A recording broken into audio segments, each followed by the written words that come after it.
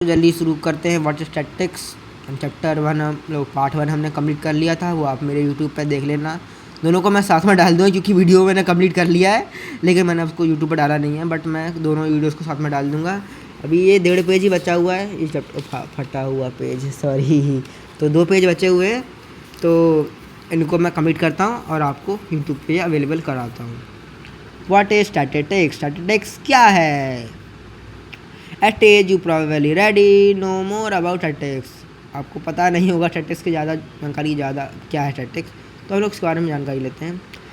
You very well want to know, आप बहुत you are eager to know about statistics. आप eager होगे जानने के लिए कि आप बहुत उत्सुक होगे।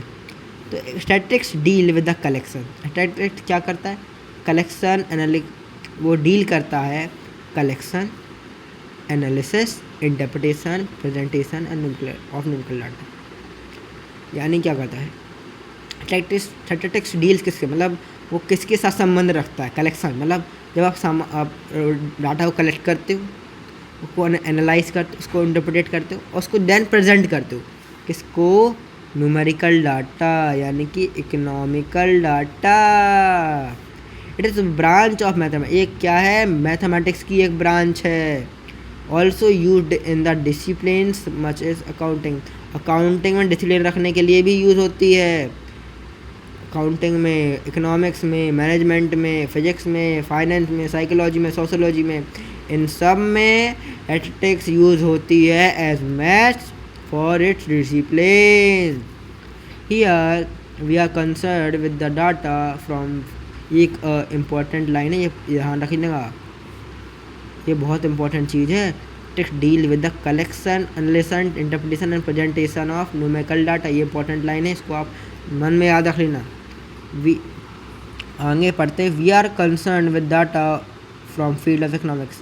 हमें बहुत सारा डाटा होता है, हमें कंसर्न, हम जानते हैं इकोनॉमिक्स के जो डाटा के बारे में, उसके फील्ड ऑफ इकोनॉमिक्स के डाटा के बारे में। Most economic data is quantitative. ज़्यादातर जो इकोनॉमिक डाटा होता है वो क्वांटिटेटिव होता है, यानी कि क्वांटिटी में होता है, यानी कि न्यूमेरिकल फॉर्म में होता है। कहाँ में होता है? न्यूमेरिकल फॉर्म में होता है। इसलिए हम स्टैटिस्टिक्स का अच्छे से यूज़ कर पाते हैं। काय में? क्वांटिटेटिव चीज़ों में। For example statement economics like, economics का स्टेटमेंट कैसा होता है? A production of rice in India has increased by 39.58 million tons in 74 to 75 and 105 million tons to 1314 quantitative data. Quantitative data क्या है? जो 74-75 साल में, 1974-75 में लगभग 40, मान लो आप लोग अराउंड फिगर लेते, 40 मिलियन टन है ना, इतना राइस प्रोड्यूस हुआ था। और अराउंड फिगर 13-14 का ले लेते, राउंड फिगर 107 मिलियन टन है ना, ये हुआ 2013-14 में। तो एक क्वालिटेटिव डाटा है। क्वांटिटेटिव मतलब इसके नंबर, न्यूमेरिकल डाटा है।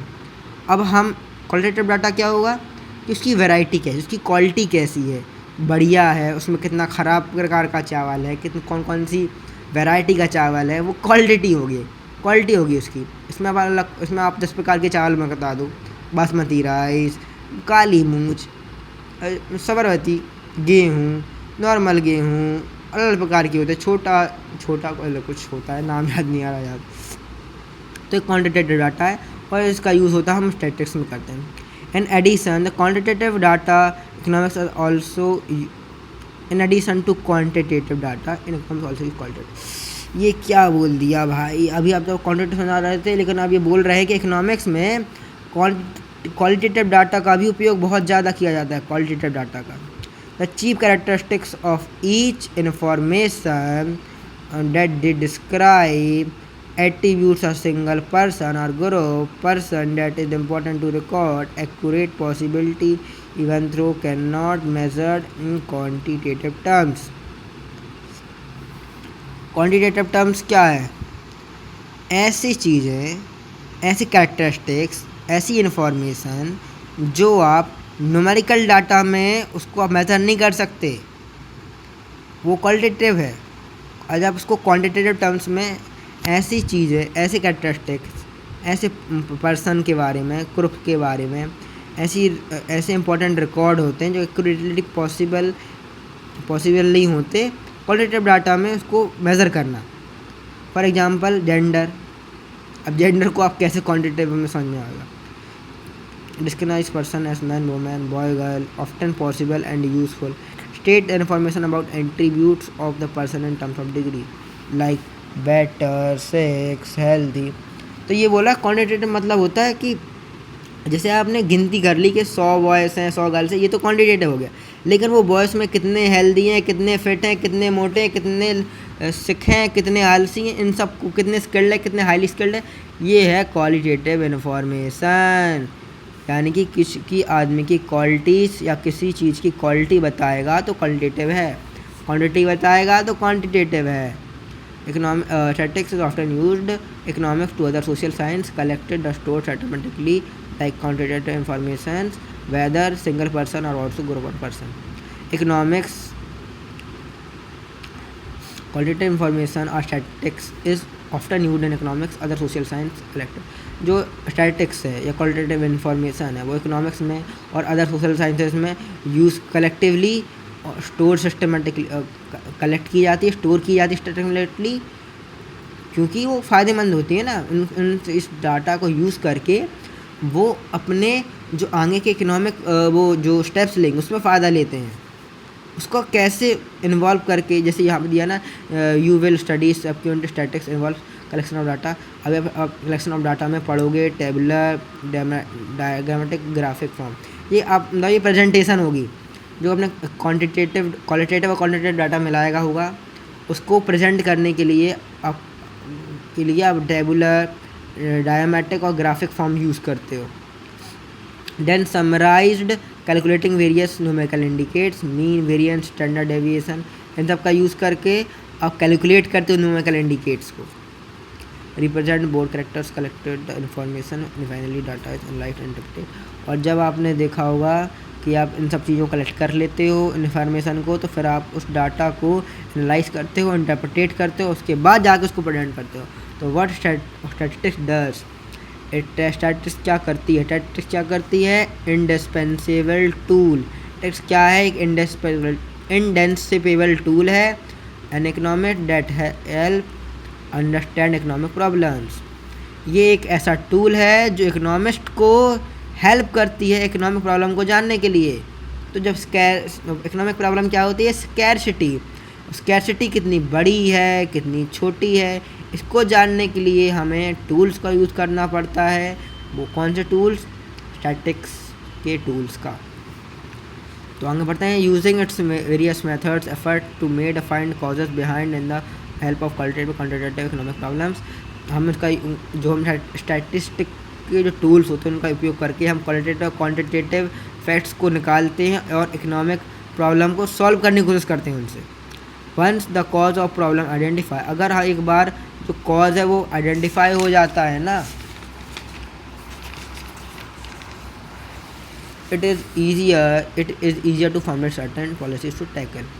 अगर एक बार जो प्रॉब्लम है, जो स्कैर्सिटी है, उसको आप टैकल करने का तरीका निकालोगे कैसे, उसके बारे में जानकारी लेके, उसके बारे में फैक्ट्स निकाल के, डाटा निकाल के, फिर उसको आप कलेक्ट करोगे, फिर उसका एनालाइज करो, इंटरप्रेट करोगे, फिर प्रेजेंट करोगे, फिर उसको देख के तो पॉलिसी लाई जाएगी टैकल करने के लिए उस प्रॉब्लम को। देयर आर मोर स्टैटिस्टिक्स इसमें, बट स्टैटिस्टिक्स में इससे ज़्यादा होता है। It enables economists to present economic facts in precise and definite forms that helps in proper comprehensive what is stated. It enables an economist to present economic facts in precise and definite form. ये है ना, economist को enable करता है, आसान बनाता है economist को प्रेजेंट कर, ये है ना, हेल्प करता है इकोनॉमिस्ट को प्रेजेंट करने में। क्या प्रेजेंट करने में? इकोनॉमिक फैक्ट प्रेजेंट करने में, प्रीसियस इकोनॉमिक फैक्ट्स प्रेजेंट करने में, जो डेफिनेट हैं फॉर्म्स में, help in proper comprehension what it stated, जो स्टेट करना है उसको कैसे स्टेट करना है प्रॉपरली, उन सबको इनेबल करने के लिए इकोनॉमिस्ट को, मतलब इनेबल करने के लिए स्टैटिस्टिक्स काम आती है। क्या बोल रहा हूँ समझ में नहीं आ रहा मुझे, तुम लोग को आए तो बताना कमेंट्स में, मज़ा आया हो तो बताना भाई।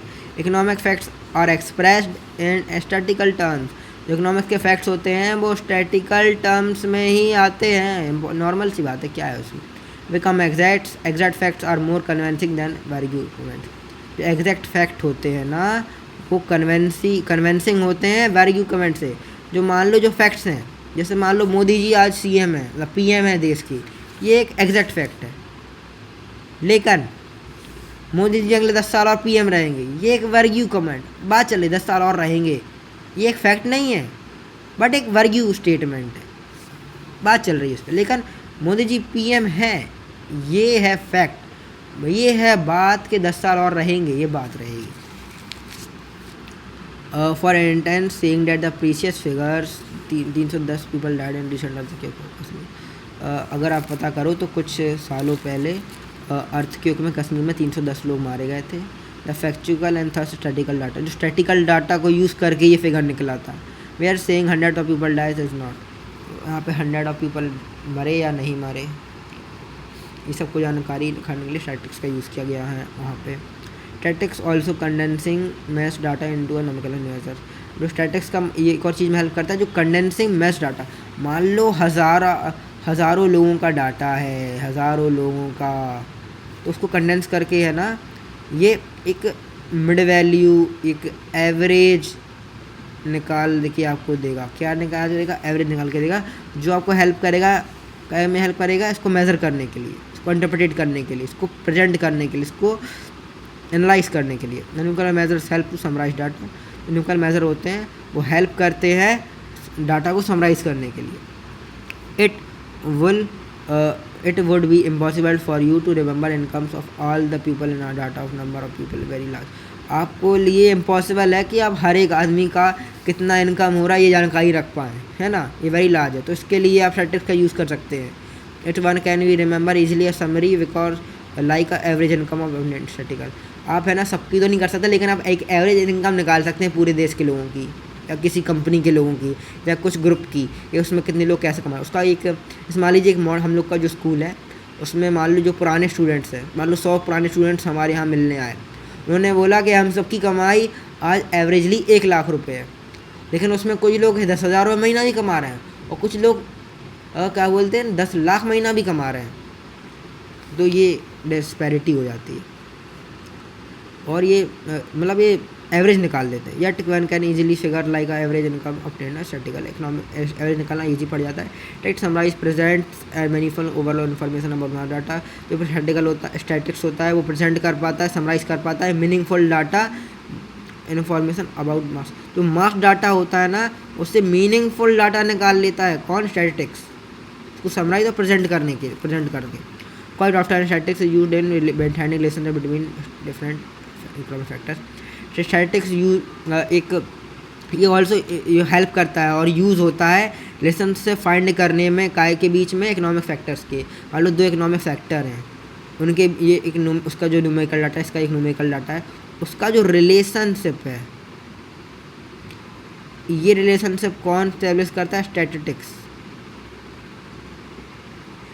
से फिक्स करता है, मतलब स्टैटिक्स हेल्प करता है इनको फिक्स करने। इकोनॉमिस्ट में interest in finding out the happen and demand for a community rise increase.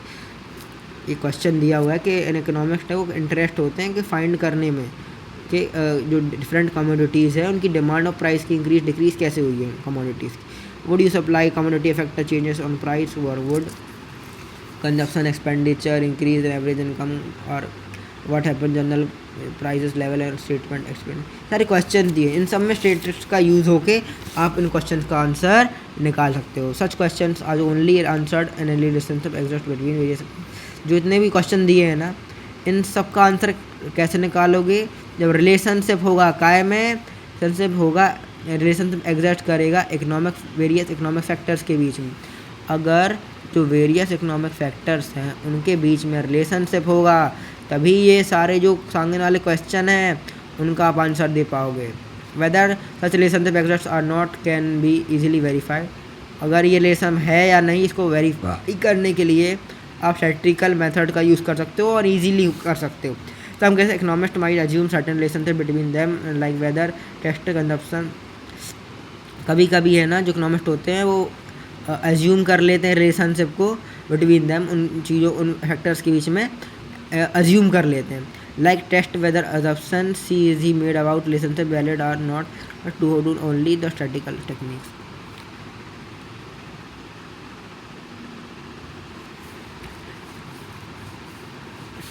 एक इसी के अगर मान लो उसको समझाने के लिए आप यहाँ पे एक एग्जाम्पल टाइप का दिया हो कि like a test whether the assumption she is he about relationship is valid or not. अगर एक अजम्पशन मान लो कि वो एक कोई आदमी है, कोई फैक्टर है, दोनों को अज्यूम कर लो उसके बारे में, वो रिलेशनशिप वो वैलिड है आर नॉट, वो आपके ऊपर। The economist can do this only use of statistical techniques. अगर आपको अज्यूम करना है, अजम्पशन लेना है फैक्टर्स के बीच में, तो उसके लिए भी आपको स्टैटिकल टेक्निक्स का यूज़ कर सकते हो, वो अलग मेथड्स होती हैं।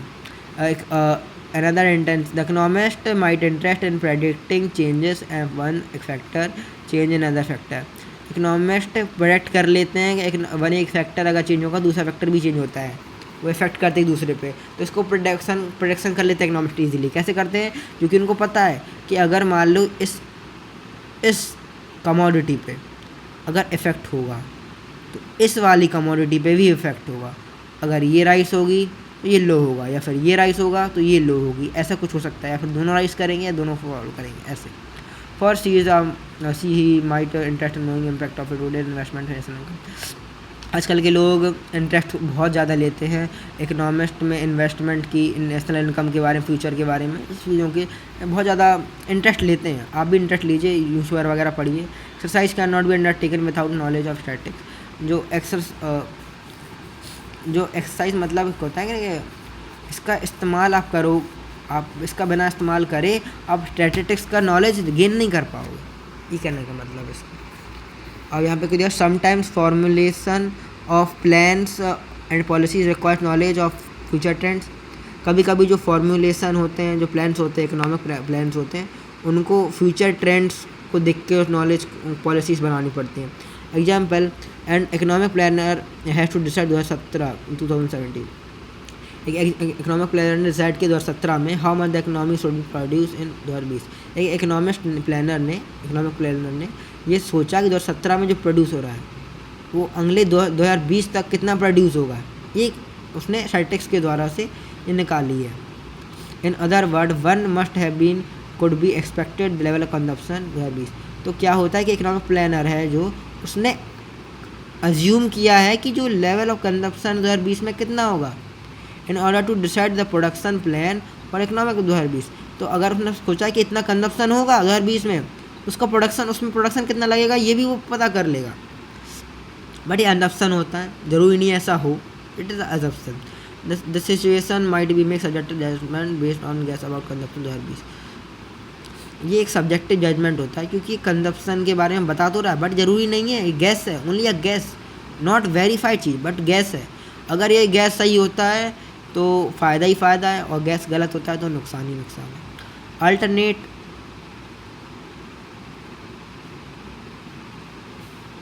One might use statical tools to predict consumption.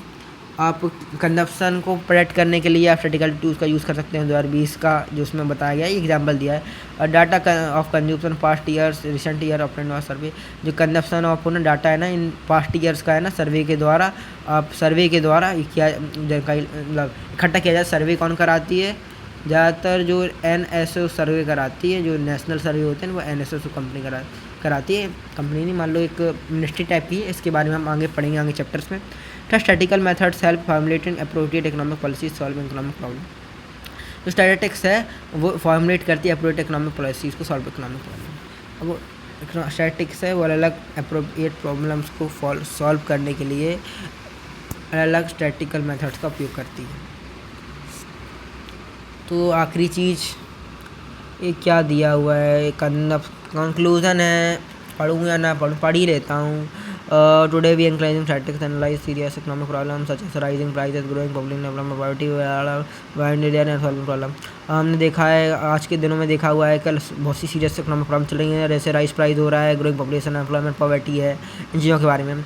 Find the measures can solve such problem. इनके मेजर्स, इनके ऊपर जो पॉलिसीज़ लागू करनी है ना, ये सॉल्व प्रॉब्लम कर सकते हैं। But that also help to evaluate impact on such policy solving economic problem. अगर इन पॉलिसीज इनका इम्पैक्ट इतना अच्छा होगा कि इकोनॉमिक प्रॉब्लम को सॉल्व कर देगी, अगर पॉलिसी इसके बारे में लाई गई तो। For example certain easily using statistical techniques whether the policy तो फैमिली प्लानिंग इफेक्टिव। अगर हम स्टैटिक का यूज़ करें तो पता चल जाएगा कि उनकी जो पॉलिसी है फैमिली प्लानिंग की इफेक्टिव है कि नहीं। Checking the problem ever growing population, उससे पता चल जाएगा कि problem of ever growing population है वो कैसे आगे बढ़ेगी या फिर उसको कैसे घटाया जाए। ये चीज़ों के बारे में आप स्टैटिक्स का यूज़ कर सकते हो। In economic policy states play vital role in decision making. जो इकोनॉमिक पॉलिसीज़ है ना, ये इसमें स्टैटिस्टिक्स बहुत बड़ा विटल रोल प्ले करता है डिसीजन मेकिंग में, क्योंकि स्टैटिक्स ही तो वो डाटा को इंटरप्रेट करती है। जैसे एग्जांपल के लिए present time the global oil price it's might be necessary to decide how much oil is important 2025। जो ग्लोबल में ऑयल प्राइस है ना, इससे आप पता कर लोगे 2025 में कितना इम्पोर्ट होगा, हाउ मच इम्पोर्ट होगा तेल का इंडिया में। यह आप पता कर लोगे ग्लोबल में प्राइजेस के द्वारा देख के कि कितना बढ़ते, कितना परसेंट बढ़ता है, कितना घटता है पर में, तो साल भर में कितना बढ़ जाता है फिर कितना घटता है, उसके हिसाब से आप माइनस प्लस करके पता कर लोगे स्टैटिस्टिक्स का यूज़ करके। The decision of import would be depend on the expect domestic production of oil. अगर जो इम्पोर्ट कराना पड़ेगा ना अगर ऑयल को, तो अब वो उस पर डिपेंड करेगा जो हमारा डोमेस्टिकली जो ऑयल प्रोड्यूस होता है वो कितना 2025 में। Without the use of statistics it can not be determined the expected domestic production of oil. अगर स्टैटिस्टिक्स नहीं होता तो भी हम लोग ऑयल का पता नहीं लगा पाते। ये एग्जांपल दिया कि ऑयल का पता नहीं लगा पाते कि हम कितना अपना हम कम इसको गेन कर पाएंगे, हमारे पास कितना यूज़ कर पाएंगे। तो the likely demand of would be thus the decision में import oil can not be made unless the actually requirement of oil. अगर डिसीजन ऑफ इम्पोर्ट ऑयल, अगर इम्पोर्ट ऑयल करना है तो तभी इम्पोर्ट करा जाएगा कि जब उसकी रिक्वायरमेंट है। रिक्वायरमेंट नहीं है तो क्यों ऑयल इम्पोर्ट करोगे आप। The vital information that helps to make decision important oil import oil are only obtained statistically। अगर import oil करना है तो उसके डिसीजन है, विटल इन्फॉर्मेशन है, इसके लिए जानकारी इकट्ठा कौन करेगा, स्टैटिस्टिक्स करेगा। आपको पता कर पड़ेगा कि ये आपके लिए काम की चीज़ है या नहीं। दिया हुआ है statistics methods are not substitute for common sense. Statistical जो मेथड है ना वो कॉमन सेंस के लिए नहीं है, इसलिए कॉमन सेंस ना लगाएं। आप पढ़ लीजिए, इसको पढ़ना हो तो काफ़ी बढ़िया चीज़ दी हुई है। तो इन दोनों पार्ट्स को मैं अभी यूट्यूब पर रिलीज़ करता हूँ और अगली बार ये क्वेश्चन हैं उनको आप करके आइएगा। इन क्वेश्चन को अगर आप सॉल्व करोगे तो आपको फ़ायदा ही है। तो और हम अगले दिन हम करेंगे कलेक्शन ऑफ डाटा। तो बाय बाय, सत श्री अकाल, गुड बाय, छपा खैर, नमस्कार।